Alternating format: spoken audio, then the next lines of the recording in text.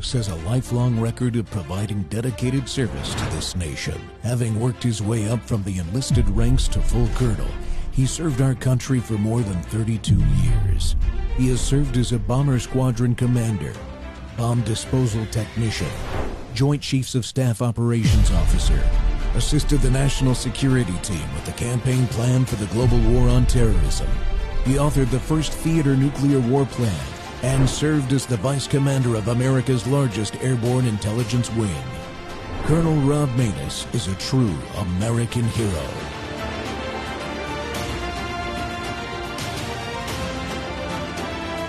This is Rob Maness Live. Trump held his first rally this weekend since the FBI's extraordinary search of his home at Mar-a-Lago. He traveled to Pennsylvania campaigning for Republican Senate candidate Dr. Mehmet Oz and the nominee for governor, Doug Mastriano, a guy who was at the Capitol on January 6th. But the most notable speaker of the evening ended up being a woman named Cynthia Hughes, the leader of a support group for insurrectionists who have been charged for attacking the Capitol on January 6th. I'm the founder of the Patriot Freedom Project, a foundation started after the arrest of my nephew, who has been languishing behind the walls of a D.C. jail almost 2 years for his participation in the January 6th rally. He committed no acts of violence, and he assaulted no one that day. He went to the nation's capital to hear his president speak. He dressed in a suit and tie and his favorite hat. Tim wanted to take part in what he thought was going to be a historical event. Instead, he witnessed a horror show.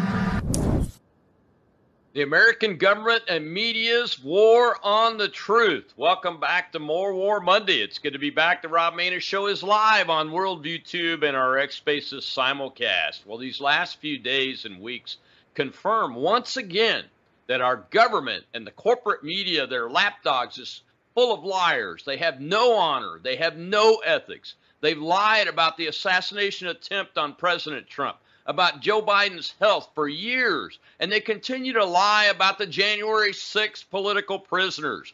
The lies of the government and media can and have obviously led to violence and harm against Americans, with the Trump assassination being the most obvious tip of that unfortunate spear that's been thrown at all of us. Well, my guest today is one of those J6 political prisoners. You just heard from his aunt, Cynthia Hughes, right there. Former U.S. Army Sergeant Tim Hale was held in the D.C. Gulag for years. Federal prosecutors tried to use his protected speech against him in the sham trial where he was convicted on the 1512C obstruction felony that was just thrown out by the Supreme Court of the United States, and he wasn't charged with engaging in any violence or property destruction or assault of officers. He was indicted on 5 counts: obstruction of an official proceeding, as I just said, entering or remaining in a restricted building or grounds, disorderly or destructive conduct in a restricted building or grounds, disorderly conduct in a Capitol building, and parading and demonstrating or picketing in a Capitol building. Well, Mr. Hale is also a former union leader and federal contract employee with the U.S. Navy. Tim Hale, welcome to the Rob Maness Show, sir. Well, thank you for having me, sir. It's an honor to be with you. And thank you for the intro there. That was it was quite the memory lane there. It was interesting to see that again. So thank you for having me on. I appreciate it. Well, just for the audience, that's the beginning of a hit piece by the lapdog media of the government and the leftists. I call them the commie media over at MSNBC over there. But and we'll see a little bit more of it in the second segment because I want to give you the opportunity, Tim, to get the truth out about your story. And I know you've had many opportunities to do that, but these lapdog medias, they own the airwaves, so they have every opportunity to get the lies and the misinformation and disinformation out on their side of the story. And it's the American citizen side that was at the Capitol on January 6th that doesn't get the truth and the facts out as often as we want it to. So I'm honored to have you on the show. Thank you so much for coming on. I know that these memories are painful. I've met you in person. I've met many of the J6 families in person now, and I know it's painful, but it's important that we give you the opportunity to tell your story, to talk about the Patriot Freedom Project that Cynthia has created and their effort, and most importantly, challenge the lies of the media and the government. And I mean, just before coming on today, I had to watch and sit through the director of the U.S. Secret Service lying before Congress over and over and over again. These people have no shame. So I'm glad you had the time to come on today, man. And the first question I really wanted to ask you, and it's really, I think I know the answer, but it's really for the audience's edification to get your story out, is let's talk about your background a little bit. I kind of went through it a bit on the intro, but so you were in the U.S. Army. What was your job in the Army? I was just an administrator. I wasn't doing any Rambo stuff, but I worked.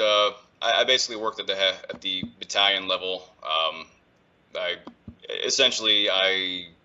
helped with operations, planning, and stuff like that. I worked in S1, S3, all that. I kind of bounced around, but yeah, basically I was just an administrator. I was a clerk. I had some other tasks like people often pick up. Like I was involved in coordinating, PT and stuff like that. I was a unit team leader. Handled people's urine. That was cool. Glad for the experience. But just in general, it was pretty boring, but it was consistent. It was so about 12 years. I was in for about 12 years by the time I was chaptered out after January 6th. So almost just missed out on that pension. Yeah. But that was pretty much it. So you were in the reserves, right? Correct. Yes, sir. Yes, and on the civilian side, I worked for the Navy, actually.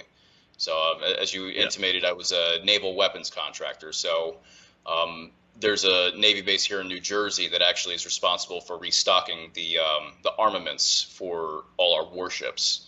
So I was actually in charge of protecting the weapon stockpiles, and I would also have to guard the base, so security perimeters and stuff like that. I had a secret security clearance. Who knew I was a terrorist the whole time? Ta-da! So wait a minute. Let me stop you there. This is new for me, so I have to ask this question, and it's somewhat tongue-in-cheek. I don't want to give you a chance to answer it. So you had lots of opportunity to outfit, to resource with armaments, pretty much any size force that you would want to if you were like an insurrectionist type person. You had that opportunity and access. Yeah, I mean, if I was the insider threat they claimed I was, you would have thought it would have materialized within a 12-year period. But unfortunately for them and their narrative, no, that never happened. Wrong. No. So, and I'm laughing because it's funny to us as military guys, but this is deadly serious, Tim. Let me just restate what I just heard. I had plenty of opportunity if I had fit the narrative that they tried to create, the false narrative that they've tried to create around you and other people as insurrectionists. You could have actually done it if you were a disloyal American, but you're not. You held a security clearance. And it's worth noting. It's worth noting, sir. Even during my initial bond hearing in front of a magistrate judge, the government acknowledged that I had that I was responsible for a secret security clearance, and that the government was in the process of renewing my clearance. And my judge looked at that, and she was like, "It doesn't seem like he's untrustworthy." But that was overruled by the district court. So, but initially, there was some common sense. I was granted bond initially at the magistrate level, but that was overruled because the government appealed. So eventually, the narrative ended up winning out for a time, but there was no doubt that I was not a threat or a danger to the public. That was something they wanted to argue, but it was very hard to do so, considering my record. 12 years, you'd think there'd have been something, but no.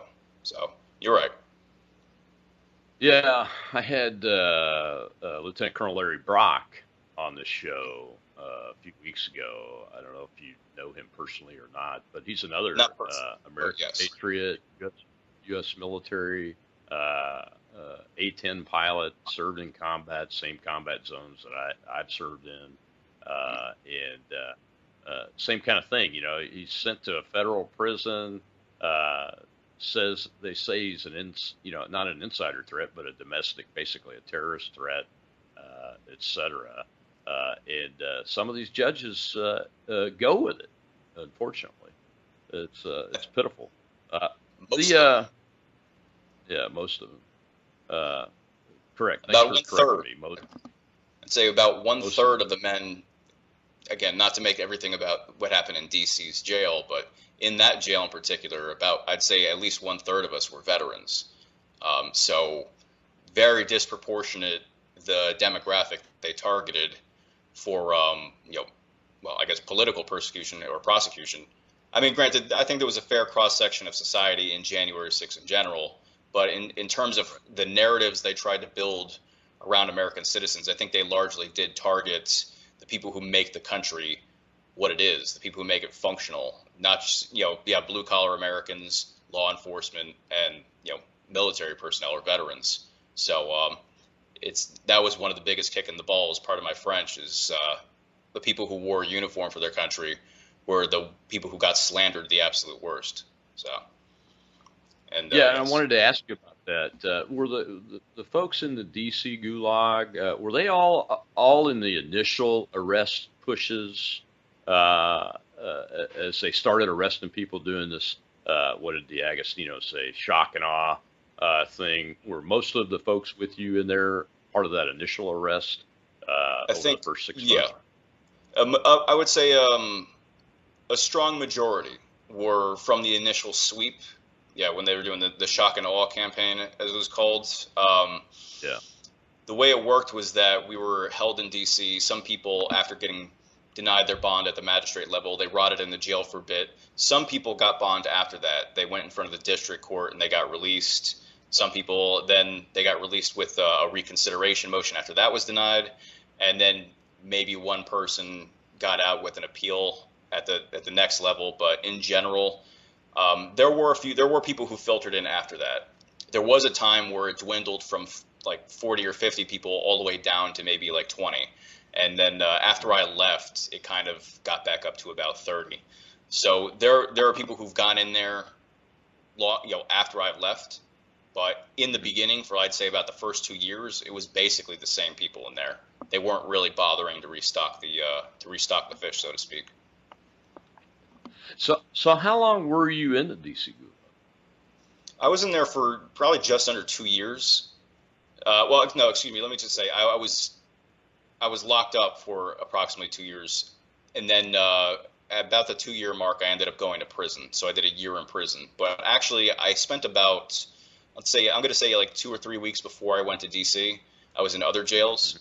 So the way it worked was that the U.S. Marshals bounced you around to these different jails that were contracting for the Bureau of Prisons or contracting for the DOJ and the Marshals. So actually, first year in New Jersey, when I got arrested, I stayed in a county jail. And then they moved me up to Newark, and then they flew me around to Oklahoma and West Virginia, and then finally I got to D.C. February 3rd of 2021. So from February 3rd of 2021 to a couple weeks after my sentencing, I think late October, that's when I finally went to the Bureau of Prisons after my sentencing. So I was basically in there the vast majority of my entire time before going to prison. I was in D.C. Yeah. So how much of that was pre-trial incarceration? 16 months of it was pre-trial. So I pushed for my speedy trial right, like a lot of people did, and I was denied. And so for those that don't know, in D.C., you have a constitutional right to a fair and speedy trial, but most people don't realize that constitutional law gets ingrained through statutory law.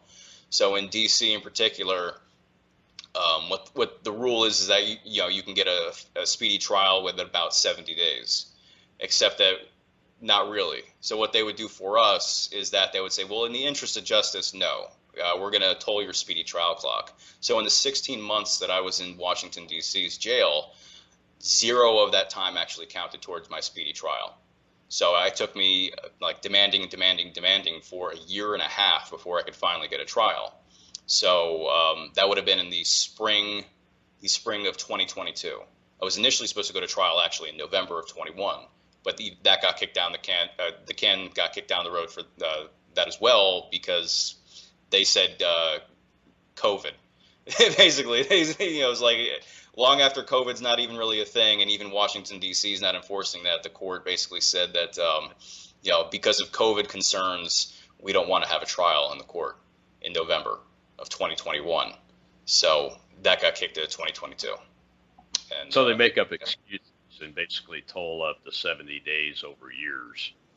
Correct. By pieces. Wow, that's incredible. That's an incredible way to violate your civil rights. Really, is what it is. Well, we've got to take a commercial break, Tim. When we come back, I'm going to show an intro clip that has a little bit more of that hit piece on you, because I think people need to really see what they're doing. And keep in mind, as you see this, none of the information that the media is pushing about Sergeant Tim Hale is usable in a court of trial, because it's protected free speech, which is our right here in America. We'll be right back with J6 political prisoner, former Army Sergeant Tim Hale, here on the Rob Maness Show. It's More War Monday, and the government is at war with its own citizens.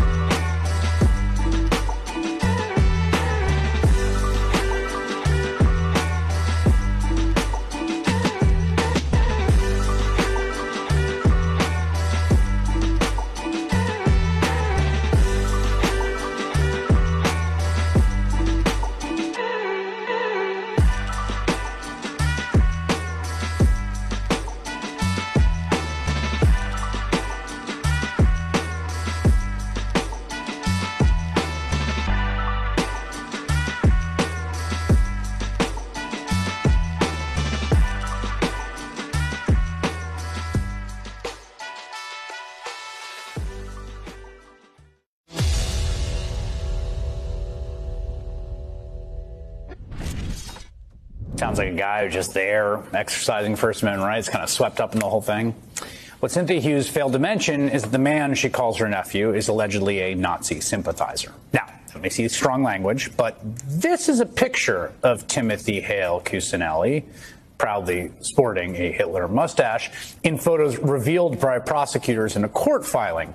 And according to prosecutors, he often espoused anti-Semitic views, once telling a coworker, and I quote, "Hitler should have finished the job." In court, Hale Cusinelli testified his comments were ironic, that he never, quote, really thought it was true. In May, Hale Cusinelli was convicted on all 5 charges he faced, included obstructing an official proceeding, which is a felony. He is set to be sentenced later this month. And these comments from Timothy's self-described aunt come just days after President Joe Biden faced a lot of criticism for referring to the MAGA philosophy as, quote, semi-fascism. Well, call me crazy, but I don't think there's anything semi about rocking a Hitler mustache, espousing far-right views, and then taking part in an attempted coup against the democratically elected government. It's shocking. This man, the one whose picture you see there, was celebrated as a political prisoner of conscience at a rally led by the former president and leader of the Republican Party and attended by the Republican candidates for Senate and governor of Pennsylvania. NBC News Justice report. Welcome back to More War Monday on the Rob Maness Show, live here on Worldview Tube and our X Spaces simulcast audience. And my guest today is that man, former U.S. Army Sergeant, Union leader, and Navy civilian employee, Tim Hale. And Tim, I wanted to show that that's a part of that hit piece that they were doing on you from the lefty media over there, because it's palpable. The scare. This man is scary. They show the picture of you, and I don't even know the context of the picture of you with the whole Hitler mustache and all that stuff. And they say things and espouse. And here's what they do: they push them out as if they are true and factually correct, and that they understand the entire context of it. And you don't have an opportunity to speak back about it. Cynthia doesn't have an opportunity to speak back about it. Cynthia Hughes, the founder of the Patriot Freedom Project, who was in the first clip, and your aunt. And that's what's wrong with what's happening in this country. And I wanted to just give you an opportunity to address what that lefty's saying. I'm not even going to use his name because he gets enough media attention. I mean, I think I know his name is Operation Mockingbird. What's funny is that I always look at those pictures and I'm like, how can someone actually look at that and see how angry the face is and not think it's a joke and not realize that? So the thing is that I was a comedian. All right, I produced satire for like my entire adult life. And so they got that picture from my phone when I was making fun of Governor Phil Murphy for all his lockdowns in New Jersey. I was making satirical videos about him being basically a fascist. Ha ha ha. Low-hanging fruit, sure. But that was from a year before January 6th. And so they tried to present that as though that was my ideology or that I was goose-stepping on the Capitol or something. And I wasn't. I was there in a suit and tie, as we know. I wasn't there dressed like Hitler. But they actually tried to convince people of that. It was totally irrelevant. It was, as you mentioned, that's not what I was being tried for or convicted for. Or that shouldn't have been what I was convicted for. It was, in law, it would be called beyond the scope. It's totally irrelevant. But they tried to prejudice the jury against me, and more than they already were because of the January 6th thing. We already had biased juries in D.C., but they had to go with the fascist narrative. And I think also, just by virtue of the clip you saw in and of itself, they love to associate the MAGA movement with fascists or far-right extremists. But there's a few issues here.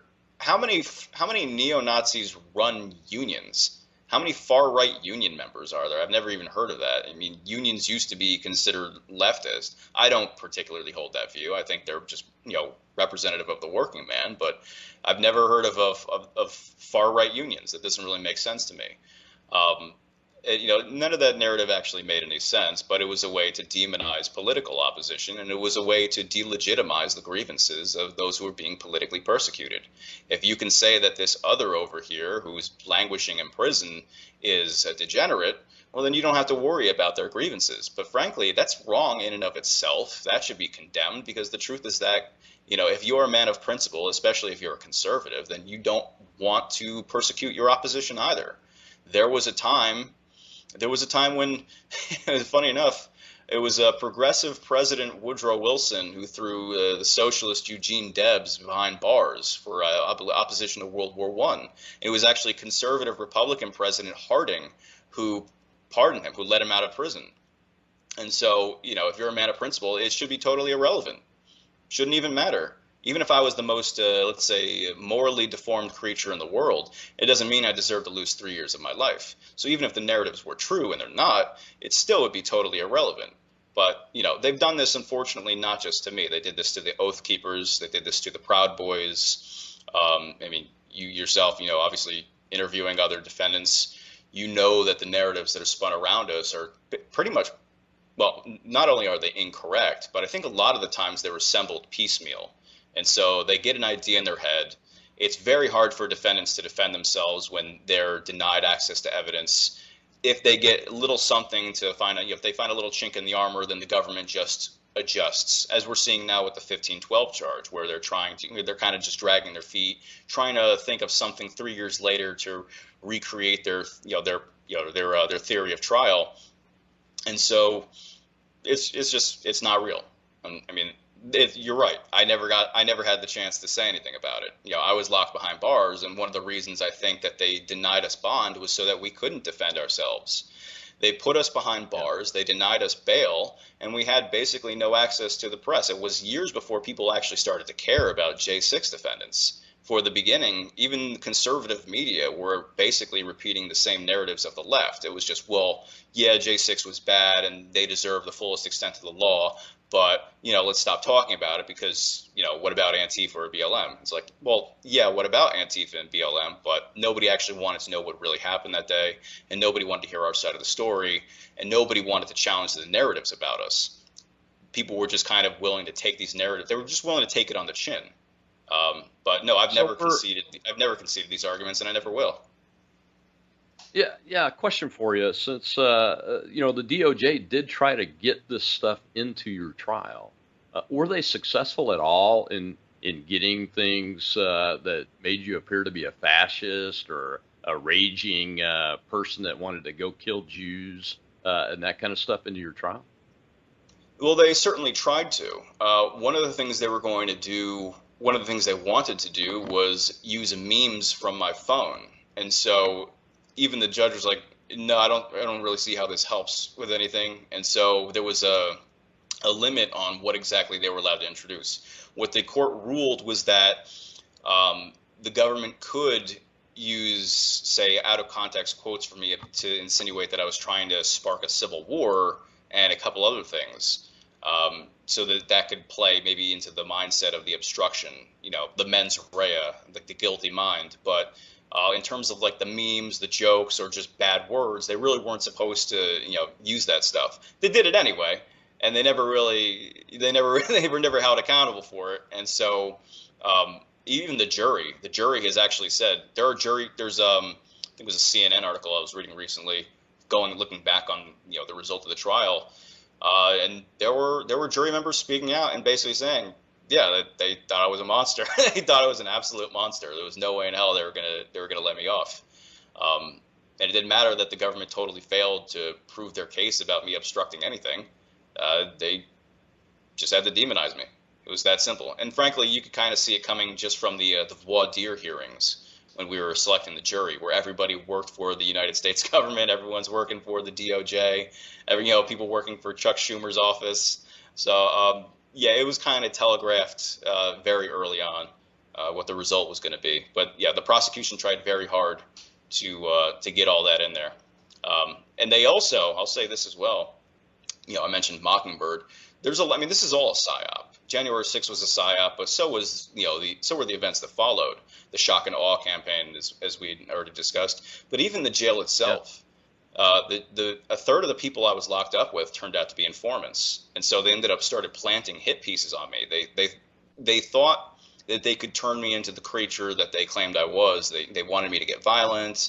They wanted me to be an extremist, and when none of that ever materialized, what they ended up doing was they actually went after Patriot Freedom Project, and they went after my family, and they went after me, and I wouldn't budge. And so what they did was they went to – you actually had these Antifa snitches inside the jail who reached out to NPR, National Public Radio, and they actually were reaching out to a reporter from NPR to plant hit pieces about me. And they did this right before my trial. And these hit pieces were actually cited at my sentencing hearing. And so I ended up – I think we successfully rebutted the claims about me in court, but the judge had his he was going to give me what he was going to give me. So I think that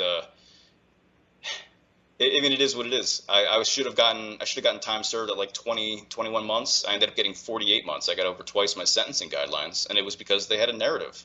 It was a narrative that was, like I said, conceived piecemeal, but overall the plan was to make me into this.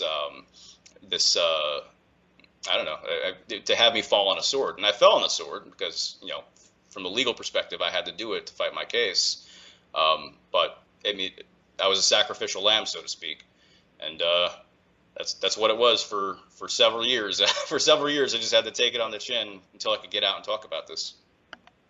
So the biggest thing you were convicted for was this 1512C obstruction of an official proceeding sham charge that the Supreme Court has remanded back down to the lower courts, right?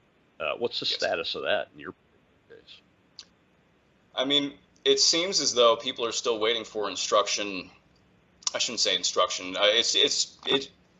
It's already been ruled by this, by SCOTUS, of course. So it would seem as though people are still waiting for the lower courts to adjust to that ruling. There have been some hits, like I've seen some people motioning that they're going to file for relief for defendants that they have that might already have been convicted of 1512, or people who are waiting to be sentenced for 1512. But overall, I'm not seeing huge movements. There was a defendant named John Strand. He's recently been, they've said that he's going to be released on the 24th.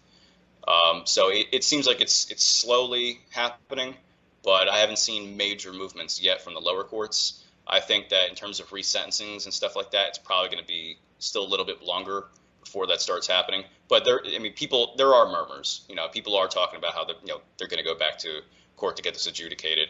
I can't say what I'm going to do at this moment. I'm still, talking with my counsel about that.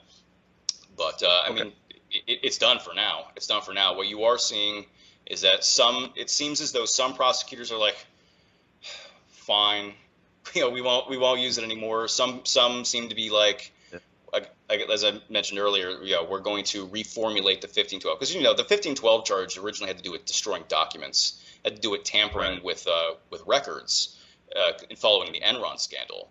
It had nothing to do with the certification vote. So now the DOJ seems to be hinting that, well, maybe they were tampering with, or they intended to tamper with, the certificates from the election, which they never alleged for the past 3 years, but that could be a route they go down. I think they're just going to drag their feet, and finally I think they're going to just drop it. Hopefully they're just going to give up. But that's a double-edged sword too, because as I think in at least one case we've seen where in exchange for dropping the 1512, now they're just hitting people with civil disorder and some other charges. So it's a long fight. It's a long battle. It's not going to end overnight, unfortunately. Yeah, it is, unfortunately, but it is a minor win at the SCOTUS level, and hopefully we'll see some records corrected at least. I mean, in your case, I know you've already served your time, but I'd like to see that stuff wiped from people's records, because it's just inappropriate that our government do that. Well, we got to take another commercial break. We do have our live audience up. Nobody's raised their hand, so I haven't taken any questions right yet. Hopefully we'll get some hands during the next segment. But I'm going to show a little clip when we come back in. It's a little mashup of Joe Biden inciting violence against half of America. We'll be right back with Tim Hale on More War Monday, Worldview Tube on the Rob Maness Show.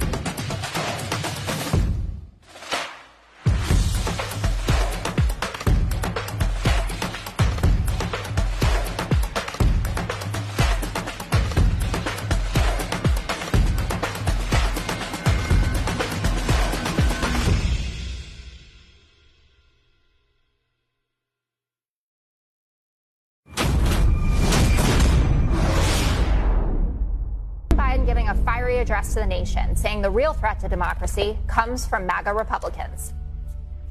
Donald Trump and the MAGA Republicans represent an extremism that threatens the very foundations of our republic. MAGA Republicans do not respect the Constitution. They're MAGA Republicans. Extreme MAGA Republicans. MAGA Republicans have extreme MAGA ideology. MAGA Republicans. MAGA Republicans. MAGA forces are determined to take this country backwards. The MAGA Republicans believe that for them to succeed, everyone else has to fail.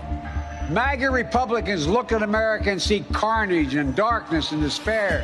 History is watching, just like history watched 3 years ago on January 6th, when insurrectionists stormed this very Capitol and placed a dagger to the throat of American democracy. Many of you are here on that darkest of days. We all saw with our own eyes the insurrectionists were not patriots. they'd come to stop the peaceful transfer of power, to overturn the will of the people. January 6th lies about the 2020 election and the plots to steal the election pose a gravest threat to U.S. democracy since the Civil War. Despite losing in the courts and in the court of public opinion, these forces of intolerance remain determined to undermine and roll back the progress you all have made. This time, they, not you, have an ally in the White House. This time, they have an ally. They're a small percentage of the American people, virulent people. Some of them the dregs of society. Welcome back to the Rob Maness Show. We're live on Worldview 2 and our X Spaces simulcast, and it's More War Monday. And my guest today is January 6th political prisoner and former U.S. Army Sergeant Tim Hale. Tim, I think that mashup there really encapsulates the title, or at least part of the title of my show today, and that is that the United States government is at war with half of its citizens. I mean, Donald Trump is the most visible of those. But men and women like you are the ones that are taking it in the face, so to speak. And from the President of the United States himself, over and over and over again, this incites violence and I think is directly responsible for the assassination attempt on Donald Trump's life on July 13th, just days ago.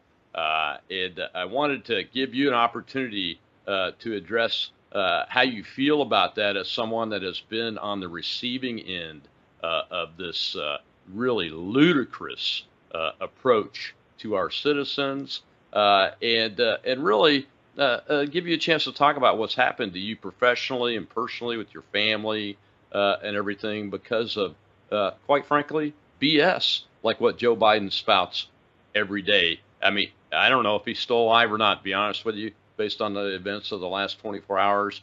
But in those videos, he was still coaching enough to know what he was doing.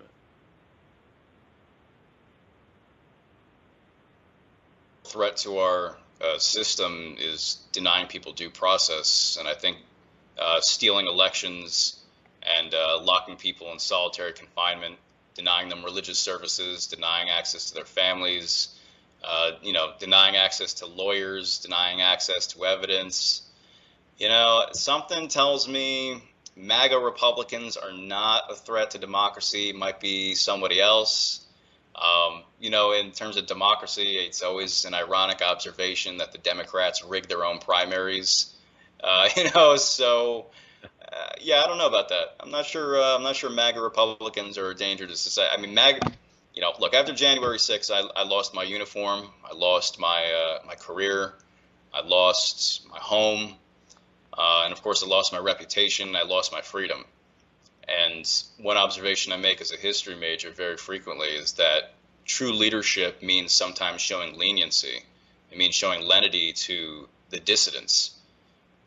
When you look at George Washington and John Adams with how they dealt with the Whiskey Rebellion or Fraser Rebellion, when you look at the fact that Abraham Lincoln, after the bloodiest war in our history, the Civil War, Lincoln intended to show leniency to the South to bring them back into the fold.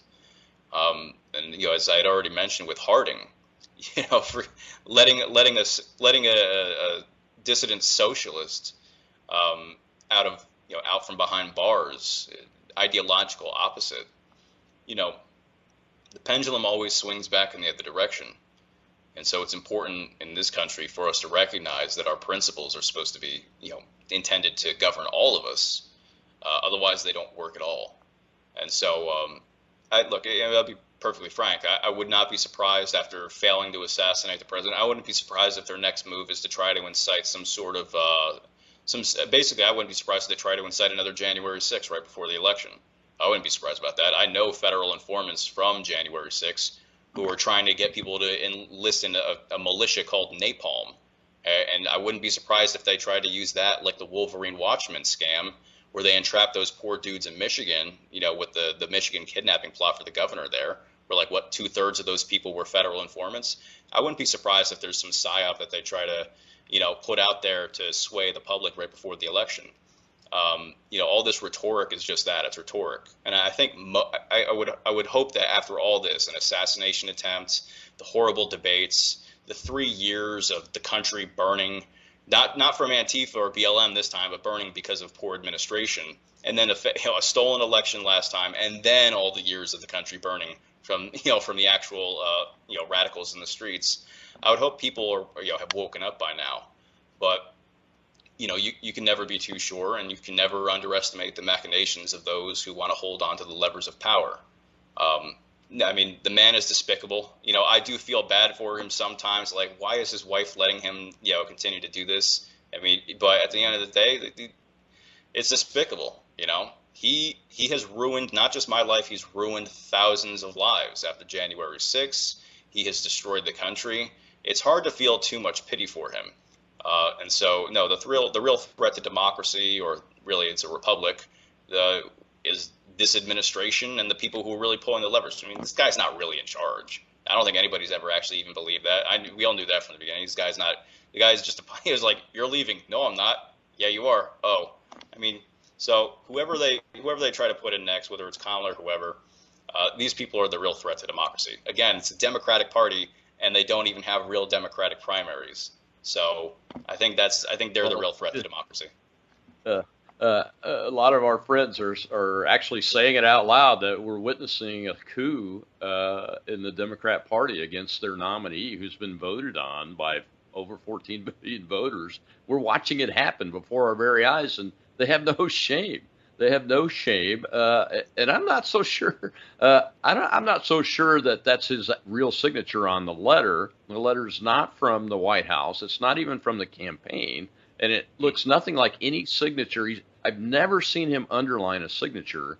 And we have auto pins. I mean, I've been auto pinned before, but it's your actual signature that they auto pin. It's not some fake one. So I'm not sure what his status. Some staffers printed that out while he was at the beach. He's probably still at the beach right now. He's in the chair. He's lying. He's out of it. He doesn't even know this is going on. That's probably what's going on. I think he's just some staffers printed that out. There you go. He'll find out soon.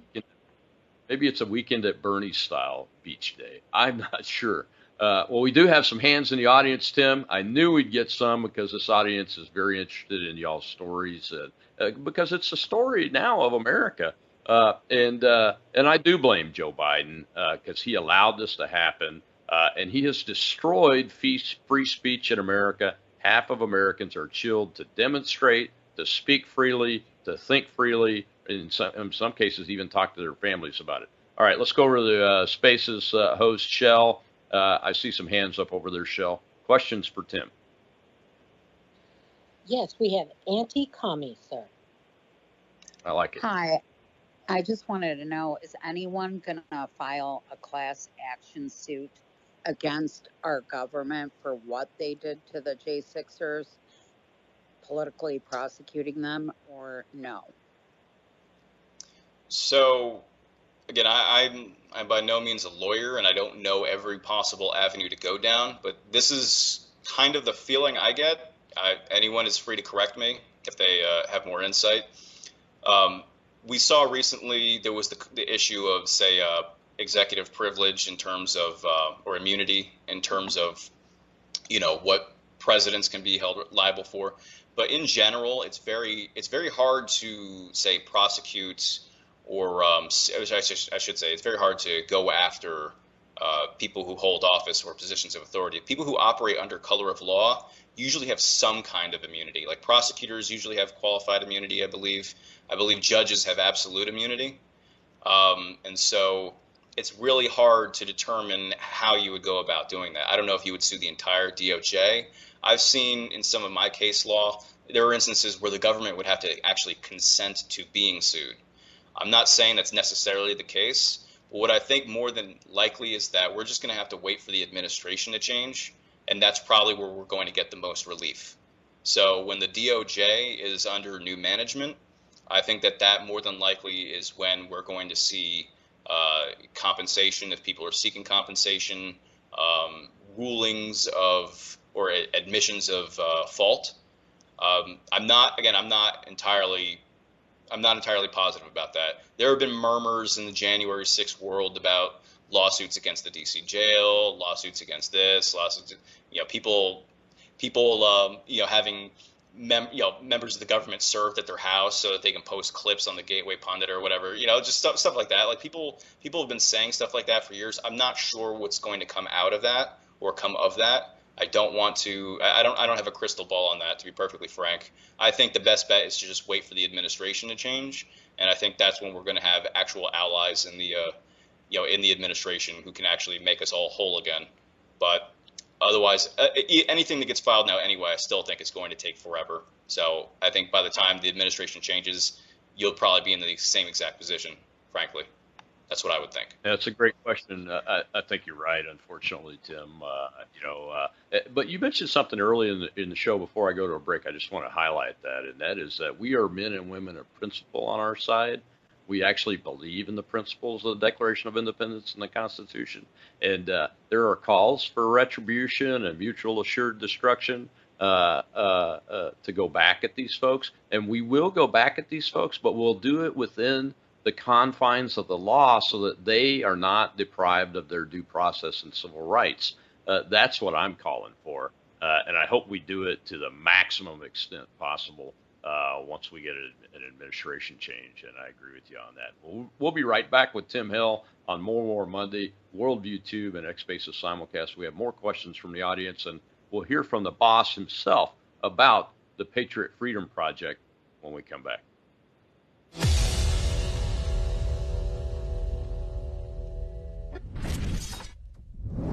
Hello, I'm Brandon House. I want to thank you for all your support at wvwfoundation.com that helps make possible pushing out 24/7 content for free.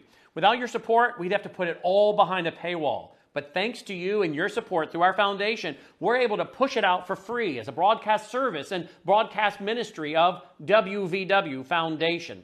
Please consider going there and setting up an automatic monthly contribution, or go there and make an occasional contribution.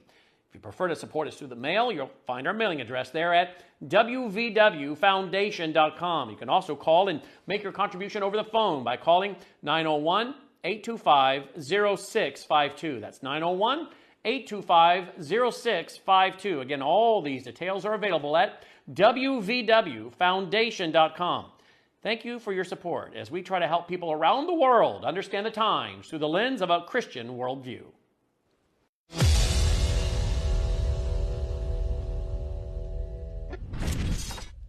I asked him, I said, President Trump, I'm in trial, I'm in the courthouse, 5 weeks, the icebox. And he said, which judge? And I said, Judge Merchan, the worst one. He's like, Paul, we are going to clear it all out. We will clear out the entire system. And by that, he means the Justice Department, top down, totally overhauling the system, all these judges, the FBI, we need to do it all the administrative agencies, the deep state, and that's going to be tip of the spear, day one policy hitting the ground running. So, this cause is his cause. They call him J6 defendant number 1. And without further ado, without me talking anymore, let's hear it from the man himself, our next president, Donald John Trump. Thank you. I want to thank Cynthia Hughes for the tremendous job that she does, and all of the people there. You're amazing patriots. You love our country.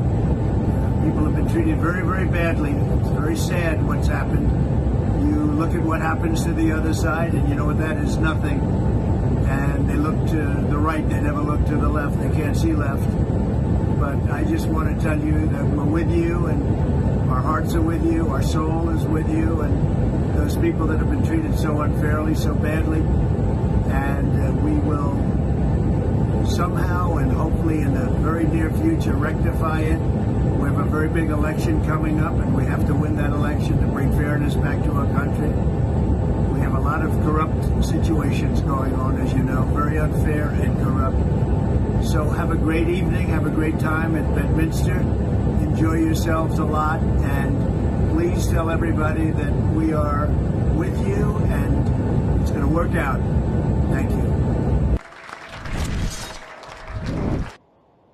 Welcome back to the Rob Maness Show. It's More War Monday, and the American government and American media are at war with half of us citizens in this country. And I don't have to tell you who that was. The man that introduced him is Paul Ingracia of the Patriot Freedom Project, and also another great American. I've had the honor to meet in person a couple of times, once just last week at the RNC convention. And he is a brilliant man that reports accurately. And in this case, brought us this video while the president was on an airplane. He made a video to send down to this event that I was attending at Bedminster, New Jersey, just 4 weeks ago. And my guest today, I met there, it's former U.S. Army Sergeant and January 6th political prisoner Tim Hale, who's the nephew of Cynthia Hughes, the founder of Patriot Freedom Project. Tim, I had to show that video because it shows the president really does continue to support this group. And there are other groups and everything, but this is the one that he's gotten behind with a full-throated effort. And I think we're all just really grateful for that. But it also shows his heart for the men and women that have been caught up in this, like he has also been caught up in it. It shows his determination to win and to help set things right, doesn't it? No, absolutely. You know, President Trump is, I mean, my generation, I love him for the memes, but the truth is that he's a real person, you know, and he absolutely has a heart. And so he absolutely cares about not just the defendants, but he cares about their families. And so he signed a bunch of hats for all their kids from the last event. You know, he's invited them to his home. He's brought people up to speak at his rallies. He has supported you know, the hostages that he calls us hostages. He didn't call us prisoners. You know, he was one of the few people at the beginning who had the courage to actually speak out, you know, for us. And it wasn't an election year at the time. You know, when he started speaking out for us, it wasn't popular, and you know, there was nothing to gain. And he actually got heat for it initially. But I mean, now you see a lot of the you know, Republicans or whatever. Now they'll pay a little lip service here and there. But really, it was President Trump. It was Marjorie Taylor Greene, Louis Gohmert. There were only a couple of voices that were actually actively, you know, speaking up. Even J.D. Vance. You know, I posted this on my Twitter a little while ago, a couple of days ago. I mean, even back then, he also was saying, "Hey, look, these are political prisoners. They're our people. We got to take care of these guys." And unfortunately, it was not a popular rallying cry.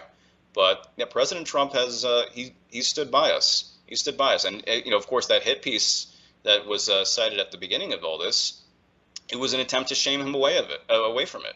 You know, I mean, ultimately, all that the establishment has is innuendo, and it's essentially innuendo and threats. And so they've tried very hard to link him to this, you know, this insurrection scam. And it, you know, at the start there was a lot of, you know, hullabaloo over it, but I think really that's really lost. It's lost its steam. Nobody believes in it anymore. And I'm very grateful that he stuck through the storm, so to speak. He weathered the storm, and he just stuck. You know, he stuck with his message, and he stuck with us. I can't say I speak for everyone, but I'm grateful, and most of the people I know in the January 6th world are very grateful that President Trump has spoken about us. He's played, you know, us singing the national anthem. You know, he's honored us and mentioned us in his speeches. He hasn't forgotten us, and he hasn't abandoned us. And so that's a lot more than I could say about the administration in charge now, unfortunately. Yeah, just so you know, I was at the Ohio rally in March where he played the January 6th prisoners national anthem, and I'm telling you, there were thousands of people there. There wasn't a dry eye in the room because people all appreciate the fact that he's helping get this message out. I mean, he is one of us, one of you guys, especially January 6th prisoner number one. He really is.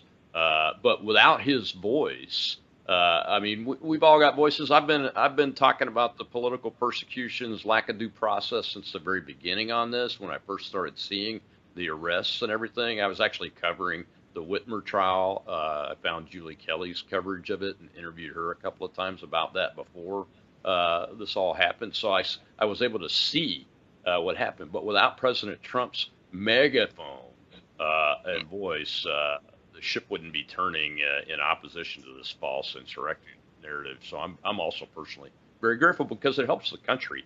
You know, I mean, and I think, you know, I'll just say this before I go to our last question here in the live audience, and that is, people say he's changed post-assassination attempt. I don't know that he's changed, but I know that he's more determined to talk about all Americans and the American people in the same way, in his love for our founding values, like I have for the Declaration of Independence, like you have for the Constitution and the oath that we swore to it, instead of taking the approach that Joe Biden and his crowd do, which is demonizing half of us. And I think that's what I saw at the RNC convention, is that Donald John Trump speaks to all Americans like I did when I ran for office, and wants to put his arms around us all because we all believe in the same things. Well, let's go take this one last question from the audience before we close it out. Go ahead, Shell. I see that hand up over there. Yes, sir. We have James. Jay. Hey, thanks for letting me speak. And Tim, thank you for your service. I just had one question. So I'm a retired U.S. Army First Star, and I retired in 2019, combat veteran and everything and that. And I just wondered, in terms of fighting your case, did being under the UCMJ put you at a disadvantage in terms of like being able to, you know, defend yourself? And the UCMJ is very broad.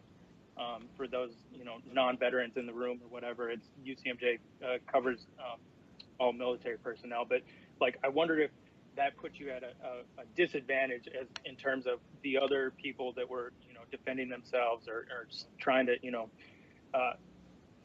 work through their cases and stuff like that, you know, because UCMJ covers a lot, and it seems like that would definitely put you at a disadvantage. So I had that one question. Thank you. Good question. Go ahead, Tim. Yeah, you know, that was the question that was looming over my head was always, you know, even if I beat these felonies, we'll just, you know, there's the kind of that little clause in UCMJ where it's kind of like the everything clause, where it's just like, you know, you're going to get it. Honestly, the truth is that they started chaptering me out of the military before I'd even had a hearing. So I was in a jail. I was in a county jail up in Newark, and I was already getting paperwork in from the military before I'd gone to trial, before I'd had my first appearance. They were just ready to separate me immediately. What's interesting is like there are other cases, like there's Greg Yetman, and I know that they actually knew about him for years, and they left him alone. They let him they let him finish his contract, and they let him honorably they let him retire honorably. So I don't know, maybe it was just because, and actually he was identified a day before me, so it was weird the way they went at me. But I think that was part of their long-term thing. And unfortunately, I had to say, again, I served for 12 years, but the truth is that the Department of Defense can be weaponized just like anything else. The Department of Defense, just like any agency, department, or bureau, is going to be staffed at people in the upper echelons who answer to an administration. And so I think that once the administration changed, they rushed to, for whatever reason, separated me from others. That's what they did. I never got a fair shot, and I was actually trying to fight the processing out thing, the out processing situation with a JAG officer. And the JAG officer that was appointed to me, he even said, "I'm not going to help you." I'm just like, okay, thanks. And unfortunately, sometimes parts of the system serve the system more than they serve those at the bottom, unfortunately. So I don't have a particularly awesome answer for you. I don't think that the military stuff factored in as much regarding my time incarcerated.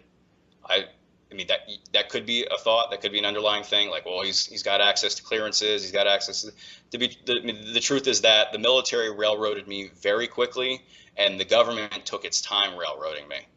I'm not sure. frankly. I'm not sure how to answer that. It's just, it was kind of like Murphy's Law. Anything that could go wrong did. The military just was like, bye. And then again, I wasn't convicted of anything. I didn't even have a day in court yet, but that's just how that's how they rolled. That's how it was. Yeah. So don't have a good answer there. Well, unfortunately, Tim, we're out of time. A 1 hour show just can't do it justice sometimes. But I think we covered the bases and everything. I do hope that you will challenge that discharge for a correction of military records, because it sounds like if the defense counsel did not represent you adequately, you might have a leg to stand on there and get that fixed, because we all know how those things can impact your civilian life. Thank you so much. Thanks, Cynthia, for the Patriot Freedom Project. And the website for Patriot Freedom Project is patriotfreedomproject.com, correct?